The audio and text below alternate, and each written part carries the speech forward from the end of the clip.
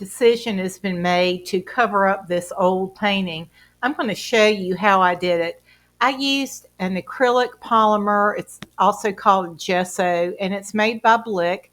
And it's fairly inexpensive product. It's a lot cheaper than using white paint. And so I had purchased it by the gallon. I decided to very lightly spray this canvas. I would make sure you don't put too much water on it or the gesso won't adhere. I'm using a large brush. I took a lot of gesso out and just put it on a paper plate. And I started running into a lot of problems, which I didn't anticipate. When you buy gesso by the gallon, it's sort of like house paint. If it's been sitting for a while, when you take the lid off, the paint or the product starts to separate. I didn't have a wood stir stick, so I used the kitchen knife, which of course was not that long. And the more I put the gesso on the canvas, the more it just wasn't going on well. I'm going to show you some close-ups of this after I finished, and it just was not going on smoothly. There were highs and lows. I went back and forth over it. I spent a long time going back over it trying to get it smooth, and it just fought me every step of the way. So I think lesson learned would be always use a real stir stick and stir it like you would house paint.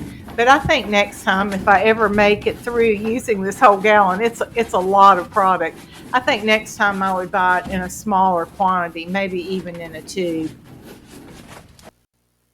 I used this same gallon of gesso just a couple of weeks ago to put a coat on a lot of little canvas boards, and I didn't have any problems with it. I think I did use a stir stick then, and I say all that just to say I don't want to leave you with the impression that the Blick is a faulty product. I think it was just not stirred adequately, and just kind of a warning if you do decide to buy it by the gallon.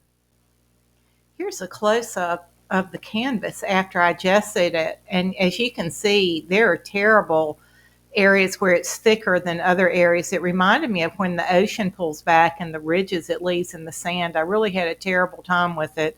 But again, because I've used this just recently, it went on so smoothly. I think the problem was it just wasn't stirred well enough. Hey, if you found this video helpful, would you consider hitting the like and subscribe button? And if you'd like to find out more about me and how I can help you grow as an artist, please check out my website. There you'll find very inexpensively priced courses and shorter tutorials.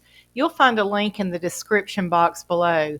There you can also see my available paintings. 25% of my painting sales goes to build water wells through hydrating humanity. Thanks for watching, and God bless.